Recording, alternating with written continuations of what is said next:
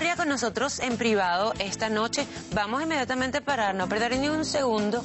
Este segmento, Diego, se lo delegamos a nuestros televidentes que siguen el programa. Se ha convertido en un arte ver el programa y hacer tweets al mismo tiempo. Así que aquí tenemos unas preguntas que hacen nuestros televidentes tuiteros para Diego Arria. Vamos a comenzar enseguida. Vamos a ver cuál es la primera pregunta la noche de hoy. Ernesto José García dice: ¿por qué prohibió los carnavales en los 70? Mi mamá dice así cada vez que lo ve en pantalla. Tú sabes que eso fue una discusión. En ese momento la ciudad tenía muchos problemas y decía, caramba, ¿para qué? ¿Por qué vamos a utilizar los recursos de la ciudad? Pero debo confesar que no fue una buena idea. Dile a tu mamá eso. Muy bien, mira, pero buen punto, ¿no? A lo mejor en el momento no hubo la noción de que la idea no era muy buena. Sí, pero viéndolo ahora creo que tiene razón la mamá. ¿Le cuesta mucho a los políticos rectificar o darse cuenta de un error? Sí, pero yo soy más un servidor público, un político, y además creo que es lo más, uno va aprendiendo de los errores, no hay la menor duda. Para eso y de repente ese fue un error. Muy bien, vamos a la siguiente entonces, la siguiente pregunta de nuestros televidentes tuiteros. Armando Freites dice: le preguntaría a Diego Arria, ¿cuál sería el plan ideal para que el pobre venezolano surja como empresario y no que sea, como siempre, un empleado más? Unos problemas que yo veo siempre en Venezuela es que no somos emprendedores. Hay gente que está toda la vida en los mismos cargos, porque no hemos creado una cultura del éxito, de la excelencia, de que hay que progresar. Un poco como que sobrevivir está bien, más o menos, era como los estudios, si sacas más o menos una nota, más o menos pasa. El mundo que vivimos, yo lo veo a través de los ojos de mis hijas, que son muy jóvenes, 14 años, es un mundo de la excelencia. Y la gente está pensando siempre en progresar y en surgir. Pero eso también depende de los valores que tú le enseñes en la educación. Aquí hace falta una reorientación del proceso educativo que estimule que ser bueno, es buenísimo. Que ser excelente es maravilloso. Es así como que el que tenga recursos, maravilla. Que lo importante es competir, pero si uno gana mejor. Sí, así. Yo sin la menor duda creo que lo mejor es ganar. Yo creo. Vamos a la siguiente pregunta. A ver, la hace Javier Barinas. Dice: siendo un señor tan culto, preparado y estudiado, ¿se puede componer la política interior y exterior de Venezuela? Bueno, pero yo creo que estamos enfrentados ahorita, para mí, hay que hacer una fractura del sistema político venezolano. Venezuela no puede coexistir con el futuro, con el modelo político colectivista, militarista, cuasi comunista que hoy en día tenemos, que va siempre destruyendo los valores de los venezolanos. ¿Y cómo se arregla eso? Bueno, yo creo sin el cambio de régimen esto será imposible. Y más que un cambio de régimen, yo diría, hay una figura central, porque el régimen está representado en una sola persona, que está apoderado, que es el señor Chávez. Mientras nosotros tengamos un cambio de esa persona, pero yo también creo que aquí no se trata simplemente de cambiar por un nuevo jefe de Estado, no, aquí se trata de cambiar todo un sistema que comienza por diseñar cuáles son los valores de un país joven, que al mismo tiempo entra en la modernidad sin la preparación adecuada, cuando sus recursos mejores se han comenzado a ir del país. Esto es un proceso de una gran complejidad, pero es absolutamente posible, en la medida que queremos una ciudad más confiable, más estable, que es lo que te decía antes, que yo he participado en procesos en los Balcanes, por ejemplo, en África, y ver cómo se reconstituye una sociedad no es nada sencillo, pero sí he visto que es muy posible. Sí se puede.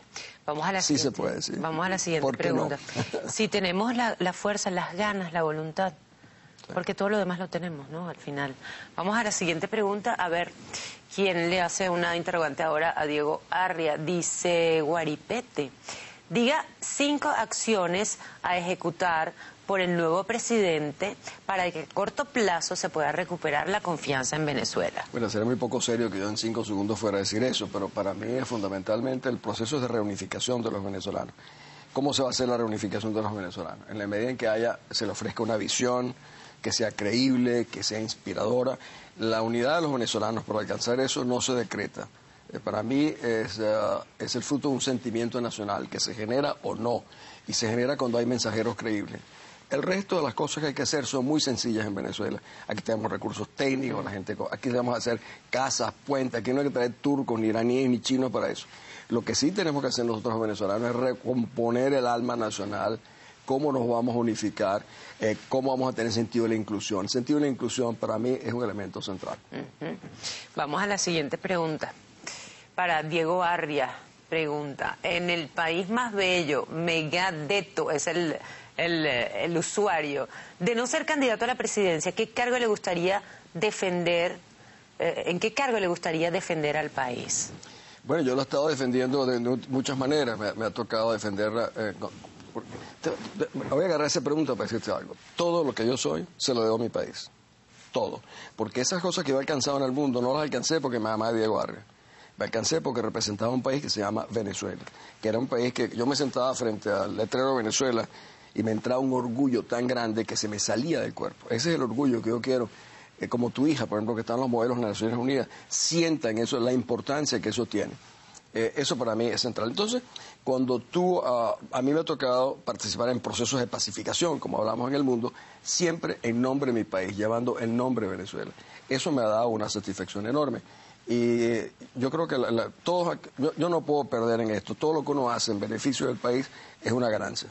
¿Por qué, habiendo alcanzado esas posiciones, asesor de Kofi Annan, presidente del Consejo de Seguridad de Naciones Unidas, pieza clave en juicios que han marcado precedentes para la jurisprudencia a nivel internacional, este tema de la justicia internacional, que todavía hay que darle mucho, pero que ya ha empezado a dar resultados? Ha sido Diego Arria pieza importante, testigo de excepción fiscal en el caso de Milosevic, ha presenciado cosas sin precedentes. ¿Cómo es que Diego Arria, pudiendo elegir de un abanico tan grande, vuelve siempre vuelve a Venezuela? ¿Qué es lo que le mueve esta vez? ¿Va a presentar formalmente su opción o simplemente está aquí haciendo llamados a los venezolanos? Porque por lo menos yo siento que no podemos volvernos a equivocar nosotros. ¿Tú sabes cuál era mi casa? Mi casa estaba en Nirgua. Es una finquita que se llama Hacienda La Carolina, tiene el nombre de mi hija que murió. Que mi familia y yo la fuimos reformando, hicimos algo que nos daba tanto orgullo, que se convirtió en un centro de excelencia para la Universidad Central, ¿no? Entonces, yo le he dedicado muchos años a eso. El que le dedica años a la tierra, es difícil que alguien quiera más que el que trabaja en la tierra. ¿Por qué regreso? Porque estoy, aunque nunca me he ido, es por esa, yo siento una deuda. Algunos dirán, esto es una especie de comeflor, lo que te voy a decir, pero es así.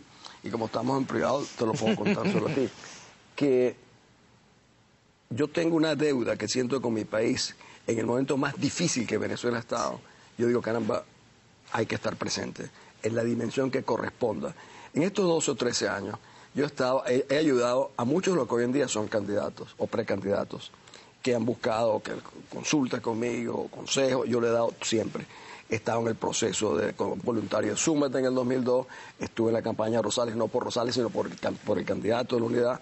He prestado siempre mi concurso. Hoy en día veo que el país nunca ha tenido una circunstancia como la que vivimos, donde se va a requerir una absoluta independencia y además conocer cómo nosotros vamos a gobernar. El problema no es quién va a hacer más casas, como te decía, ni puente, ni recuperar la luz.